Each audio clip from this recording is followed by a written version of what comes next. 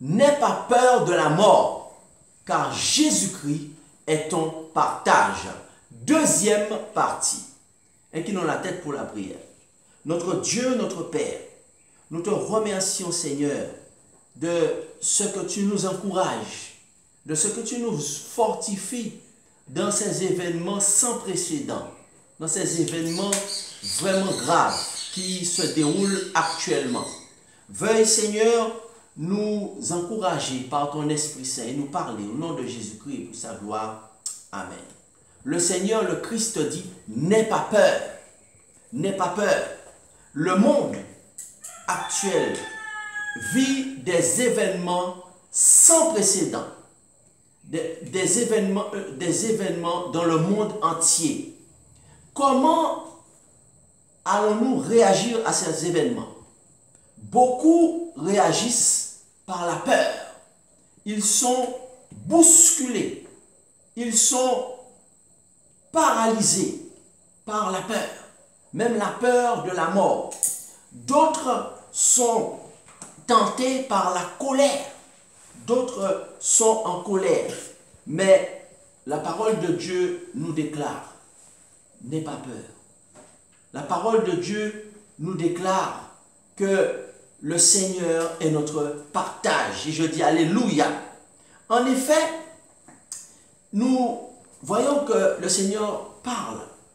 Chers sanctifiés, un élève qui est à l'écoute du Saint-Esprit va toujours passer par des épreuves, par des examens.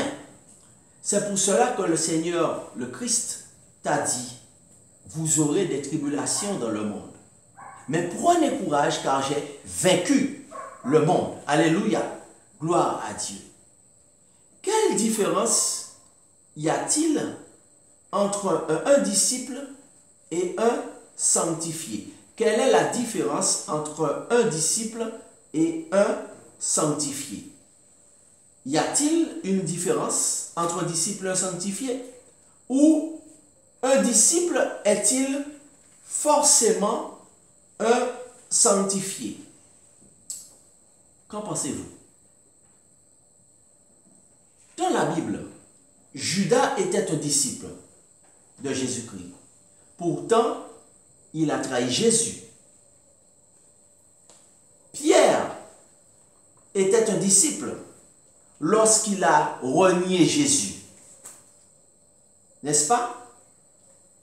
Par conséquent, le Saint-Esprit ne veut pas que nous puissions rester seulement des disciples, mais que nous puissions devenir des sanctifiés. Et je dis gloire à Dieu pour cela. En réalité, l'objectif de Dieu, l'objectif du Saint-Esprit, n'est pas que nous soyons seulement un disciple. Mais son objectif, c'est que nous puissions devenir un sanctifié. Ou pour une dame, une sanctifiée. Et je dis, Alléluia, gloire à Dieu. En effet, qu'est-ce que sanctifier? Et pourquoi est-ce que la volonté de Dieu n'est pas que nous puissions rester seulement un disciple, mais que nous puissions devenir un sanctifié? Alors, la réponse se trouve dans la dernière période de l'histoire de l'Église. Eh bien, nous voyons cela dans Apocalypse chapitre 14.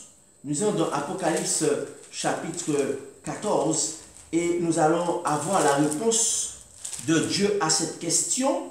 Pour quelle raison, pourquoi est-ce que Dieu ne veut pas que nous puissions rester seulement un disciple, mais que nous puissions devenir un sanctifié?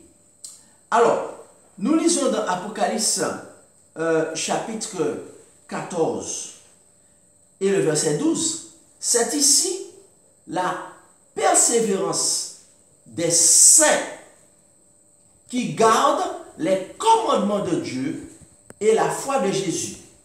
Ici, la parole de Dieu nous dit que le Christ ne souhaite pas que nous soyons seulement un disciple, mais que nous puissions arriver à un niveau beaucoup plus élevé. L'objectif, c'est que nous soyons un sanctifié. Je dis amen à cela. Il dit, c'est ici, sous l'inspiration, c'est ici la persévérance à être saint. Donc, il faut qu'il y ait une persévérance à rechercher la sainteté. Persévérance, donc ça veut dire une action permanente, une action quotidienne de la part du disciple. Ensuite, il dit quelle est la différence entre le disciple et le sanctifié. Il dit ce sont les saints, c'est-à-dire les sanctifiés, ce sont ceux qui gardent les commandements de Dieu et la foi de Jésus. Et je dis amen à cela. Donc nous voyons que le sanctifié, eh bien, quelle est la différence avec le disciple? Nous voyons que le sanctifié a la foi de Jésus. Et je dis alléluia, gloire à Dieu. Parce qu'en effet, eh bien, le sanctifié, c'est quelqu'un qui a la foi de Jésus. Pas n'importe quelle foi. Il y a plusieurs types de foi. Il n'a pas la foi des démons. Puisque la parole de Dieu nous dit que les démons croient, mais ils tremblent. Ça veut dire qu'au lieu d'avoir la foi de Jésus, ils vivent dans la peur.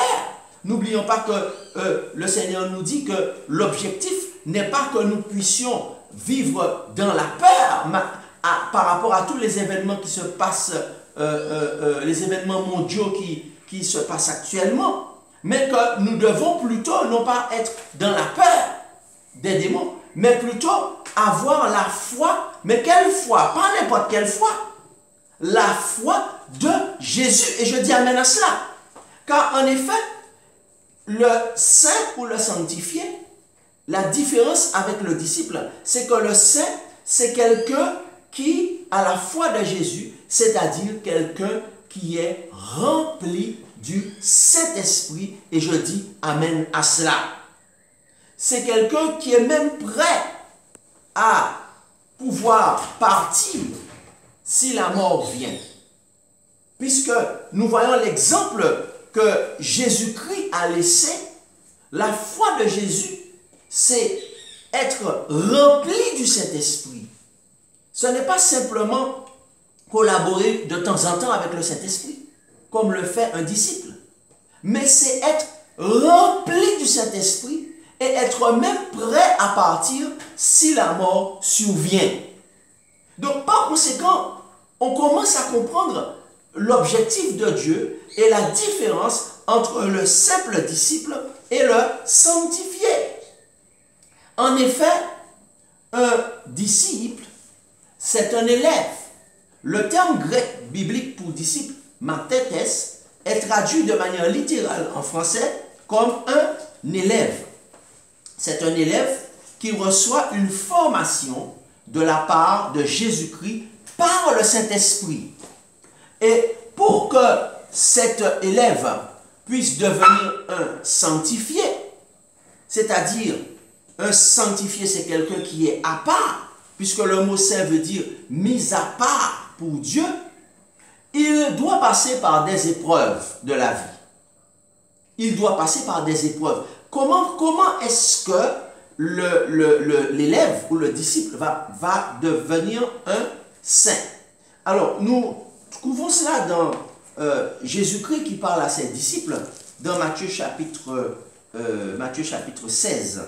Nous lisons dans l'évangile de Matthieu au chapitre 16 et au verset 24. Nous lisons, Jésus déclare, alors, Jésus dit à ses élèves ou ses disciples, si quelqu'un, le conditionnel, donc ça veut dire que si quelqu'un ne le fait pas, il ne va pas devenir un saint.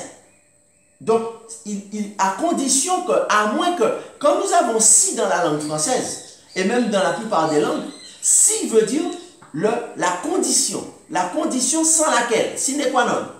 Jésus dit, si quelqu'un veut venir après moi, qu'il renonce à lui-même, qu'il se charge de sa croix et qu'il me suive. Donc ça veut dire, il me suive, ça veut dire qu'il renonce à lui-même, qu'il se charge de sa croix. Ça veut dire comme moi je me suis chargé de ma croix, qu'il accepte les épreuves, les examens que l'on donne aux élèves et qu'il me suive, c'est-à-dire qu'il ait la même foi que moi et qu'il suive le même chemin que moi et qu'il n'ait même pas peur de la mort. Et nous le voyons au verset suivant, au verset 29, au verset 25, il dit, car celui qui voudra sauver sa vie, qui aura peur de me suivre parce qu'il ne voudra pas suivre le même chemin que moi, Jésus dit, celui qui voudra sauver sa vie la perdra. Mais celui qui perdra sa vie à cause de moi la retrouvera. Et que servirait-il un homme de gagner tout le monde s'il perd son âme? Et que donnerait un homme en échange de son âme? Donc Jésus montre clairement, n'est-ce pas, que ce que signifie être disciple. Quand on est être saint, pardon. Quand on est un saint, c'est-à-dire qu'on veut avoir la foi de Jésus, eh bien, l'élève, pour qu'il devienne sanctifié, quelqu'un qui est à part, doit passer par des épreuves de la vie, c'est-à-dire porter sa croix.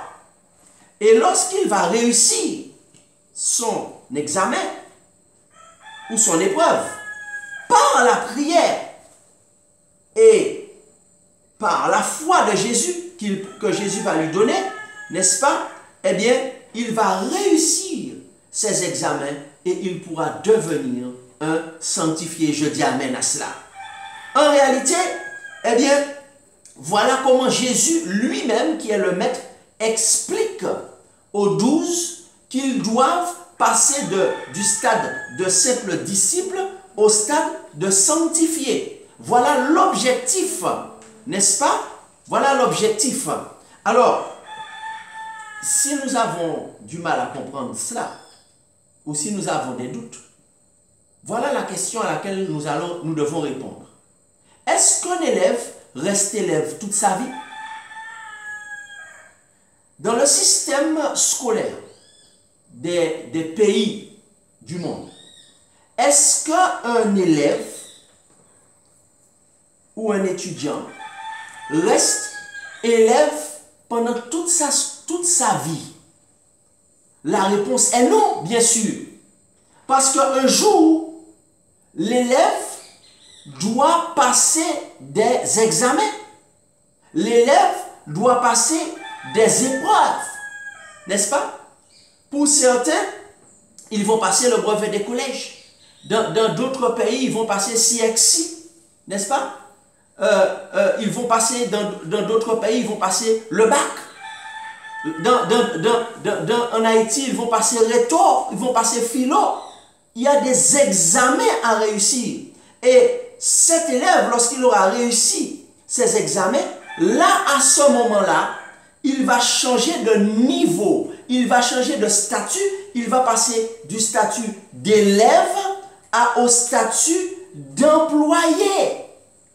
Il pourra devenir un employé, il pourra devenir un salarié. Il sera au niveau où on l'attend. L'objectif n'est pas d'être un élève à la fin de l'école secondaire. L'objectif n'est pas d'être un simple élève, un étudiant à la fin des études universitaires. Ce n'est pas ça l'objectif. L'objectif est de devenir un employé. L'objectif est de devenir un salarié. Par conséquent, cela veut dire que lorsque un être humain a compris cela, bibliquement parlant, c'est le même principe. Et que lorsque nous passons du stade d'élève à celui de sanctifié, c'est-à-dire de mise à part, alors le Saint-Esprit pourra nous employer pour son service. Et je dis alléluia, béni soit l'Éternel, gloire à Dieu. Je reprends. Ce n'est que lorsque nous allons passer du stade d'élève, c'est-à-dire de disciple, au stade de sanctifié, que le Saint-Esprit pourra nous employer à son service. Et je dis gloire à Dieu, béni soit l'Éternel, béni soit Jésus-Christ, gloire au Saint-Esprit, alléluia.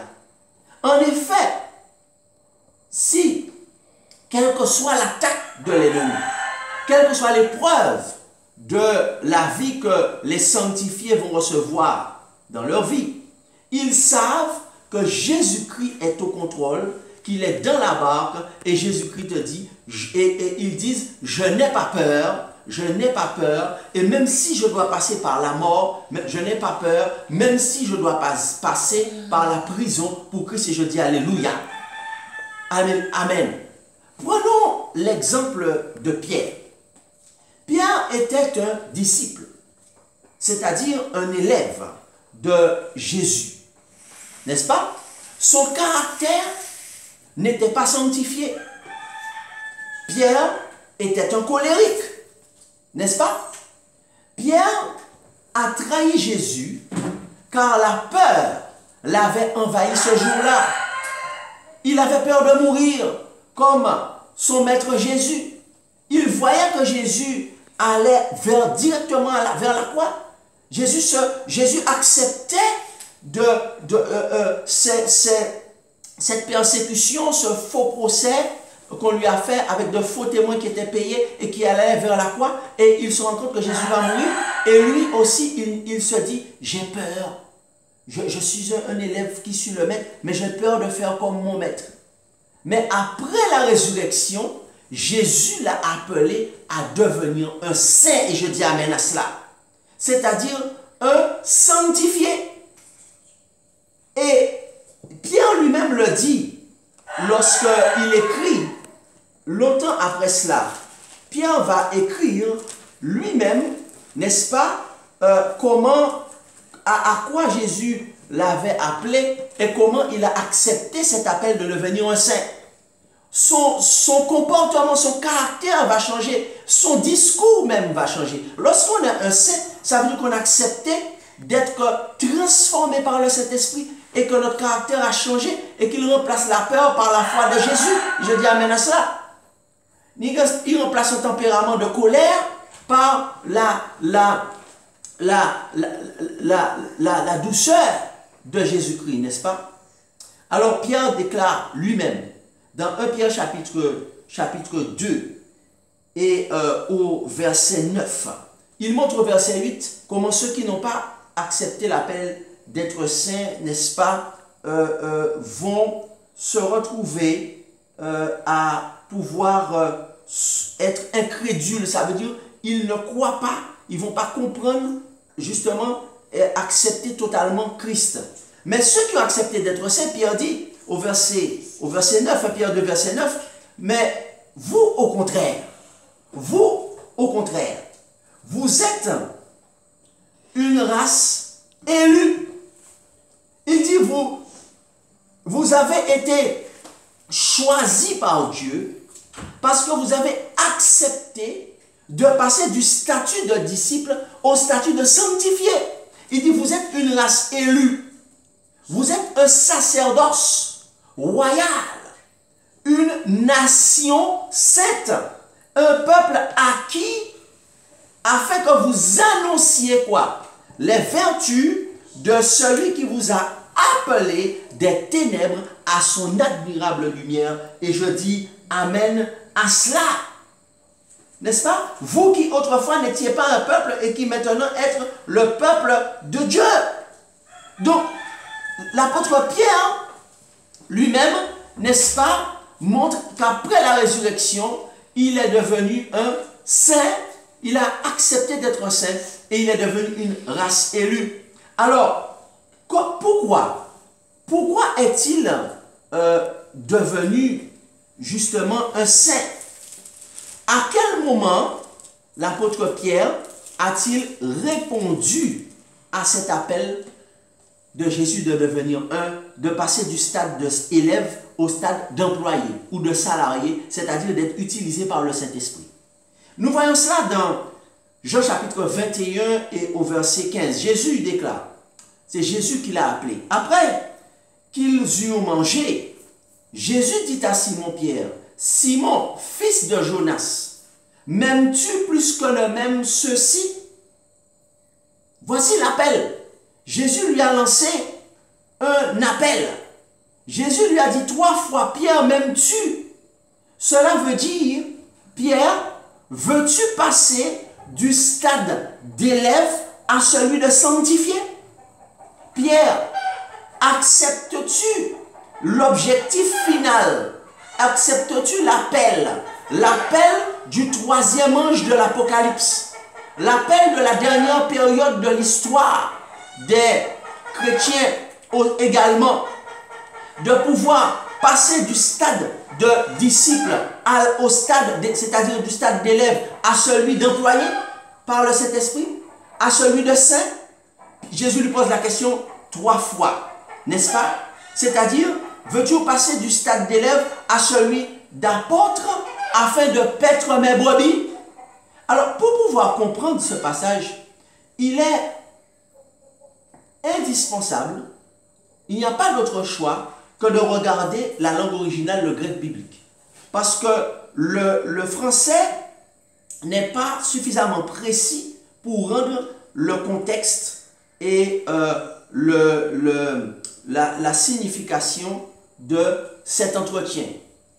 Parce que dans le français, on voit seulement le mot aime, le mot amour, m'aimes-tu, m'aimes-tu. Mais en grec, le mot est beaucoup plus précis. Jésus-Christ lui dit au premier appel, la première fois, Simon, fils de Jonas, agapasme, ça veut dire, est-ce que tu m'aimes d'un amour divin? Est-ce que tu m'aimes comme moi je t'ai aimé? C'est-à-dire d'un amour agapé. Et Simon-Pierre, qui comprend parfaitement le koiné, qui est le grec biblique, lui répond honnêtement, Seigneur, tu sais que je t'aime, mais il n'utilise pas agapé. Il est honnête, il utilise philéo, il dit philéo. Ça veut dire je t'aime, mais d'un amour fraternel. Il est honnête, Pierre. Il dit, Seigneur, je n'ai pas cet amour pour toi. Je ne suis pas encore au stade de sanctifié. Et Jésus lui repose la question une deuxième fois. Jésus lui dit, Simon, fils de Jonas. Deuxième fois, il lui dit, pour la deuxième fois, agapasme, est-ce que tu m'aimes d'un amour agapé, c'est-à-dire d'un amour sanctifié, c'est-à-dire d'un amour divin? Est-ce que tu as la foi de Jésus? Et Simon, fils de Jonas, est encore honnête et dit, Seigneur, je t'aime philéo, je t'aime d'un amour fraternel, je n'ai pas cet amour pour toi, je ne suis pas rempli du Saint-Esprit, je ne suis pas encore un saint. Jésus lui lance un appel, lui lance cet appel 3 fois, n'est-ce pas? Maintenant, Pierre reconnaît, n'est-ce pas, qu'il ne peut pas. Alors, Jésus-Christ va à expliquer justement que ce n'est que celui qui accepte cet appel de devenir un saint, n'est-ce pas? Et qui peut ainsi l'aimer d'un amour agapé. Et je dis amen à cela, n'est-ce pas? Et comment faire? Alors, à la fin, pendant les 3 fois, Jésus lui lance cet appel et il reconnaît qu'il ne peut pas le faire. Alors, Jésus lui avait déjà dit, si vous m'aimez, gardez mes commandements. Dans Jean 14, verset 15. Et Jésus lui donne un commandement, c'est de prendre soin de ses brebis, de prendre soin de son peuple. Et à ce moment-là, lorsque nous regardons la langue originale de Jean 14, verset 15, Jésus dit encore le conditionnel. Jésus dit, si vous m'aimez, donc c'est encore le conditionnel. Si c'est la condition, à condition que vous m'aimez. Alors quel terme ici est utilisé dans le grec biblique? C'est agapate, c'est-à-dire encore le verbe agapé. Jésus est en train de démontrer ici que si on ne l'aime pas avec comme un saint, on ne peut pas garder ses commandements. Ean agapate. Ça veut dire si vous m'aimez de manière comme avec l'amour de Dieu, agapé. Maintenant, les disciples ont bien compris qu'ils ne pouvaient pas aimer Dieu avec un amour parfait, avec l'amour agapé, qu'il leur manquait quelque chose. Alors, qu'est-ce qui leur manquait pour pouvoir aimer Jésus de l'amour agapé? Et on voit dans Apocalypse 14, verset 12, Jésus dit encore que c'est le saint seulement qui l'aime d'un amour agapé, puisqu'il dit que c'est ici la persévérance des saints, et les saints, on les reconnaît parce qu'ils gardent les commandements. Ils gardent les commandements parce qu'ils ont l'amour agapé. Et en plus, ils ont la foi de Jésus. Alors, comment faire pour pouvoir répondre à cet appel de devenir un employé de Dieu? Alors, Jésus a donné la réponse à Pierre. C'est après la résurrection que Pierre a pu pouvoir répondre à cet appel et devenir un saint. Alors, la réponse se trouve dans Actes chapitre 1 et le verset 4. Il n'y a pas 70 manières, 36 manières de pouvoir aimer Dieu d'un amour agapé et de devenir un saint ou un employé, un salarié. Alors, nous lisons du Saint-Esprit. Nous lisons dans Actes chapitre 1 et au verset 4, Jésus leur donne ce commandement. Jésus leur dit ceci. Comme il se trouvait avec eux, Jésus, il leur recommanda de ne pas s'éloigner de Jérusalem, mais d'attendre ce que le Père avait promis, ce que je vous ai annoncé, car Jean a baptisé d'eau, mais vous, dans peu de jours, vous serez baptisés du Saint-Esprit.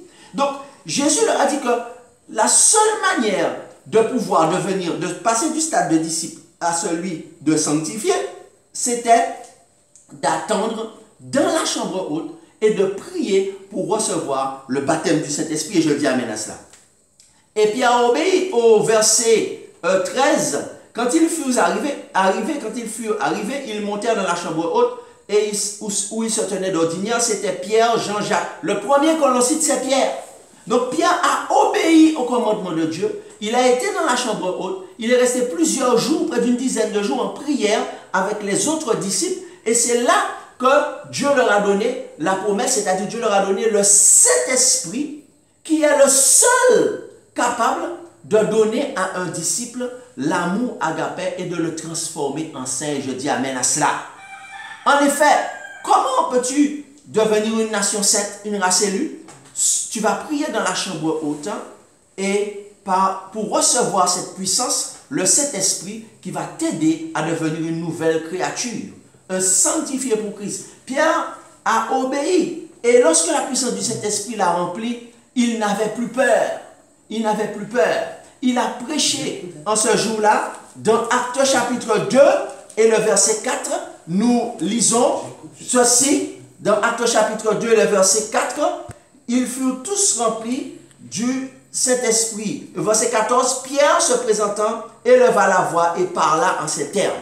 Donc Pierre a prêché après qu'il fut devenu un saint et il a été rempli du Saint-Esprit. Cette puissance l'avait transformé. Il n'avait plus peur de la mort, car il avait compris que le salaire du péché, c'est la mort. C'est-à-dire que celui qui refuse d'accepter de devenir un enfant, un saint, un enfant de Dieu qui reste dans la médiocrité, celui qui reste dans le péché, eh bien, il aura son salaire parce qu'il a travaillé pour le péché, c'est la mort. Mais il a dit que le salaire du saint, plus loin, Romains 6, vers 23, c'est la vie éternelle en Jésus-Christ notre Seigneur. Et je dis amen à cela. N'est-ce pas? Donc, par conséquent, avec cette vie éternelle, son salaire, il est devenu un employé de Jésus-Christ. Et il allait partout prêcher. Et quand Satan s'est déclenché en l'envoyant en prison, n'est-ce pas? Parce que Satan n'aime pas les sanctifier. Eh bien, il était rempli du Saint-Esprit et ils ont prié. Et Pierre a appliqué le secret de la délivrance. C'est-à-dire que quelle que soit la situation où tu te trouves, n'aie pas peur, mais va donner gloire à Dieu par des chants et des louanges, des psaumes et des hymnes. Et Pierre a été délivré de la prison miraculeusement par la louange. Et je dis amen à cela. Par conséquent, le Seigneur te lance cet appel aujourd'hui à passer du stade de simple élève, de disciple, à devenir un sanctifié. C'est l'objectif pour que tu puisses avoir la foi de Jésus et respecter les commandements de Dieu. Il faut dire, Seigneur, je n'ai rien à t'offrir, rien d'autre que mon cœur. Je te donne mon cœur. Je te donne le siège de mes pensées, de mes émotions. Et tu vas ainsi me transformer en saint.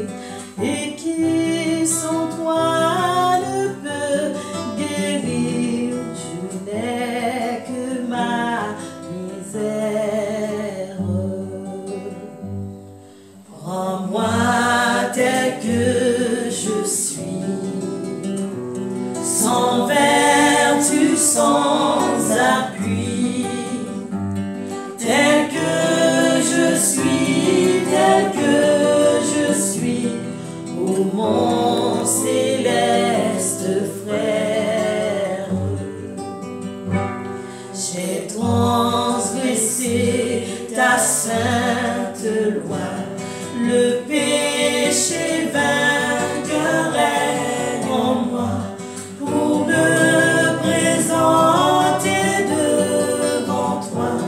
Je n'ai que ma souillure. Prends-moi tel que je suis, sans vertu, sans appui, tel que je suis, lave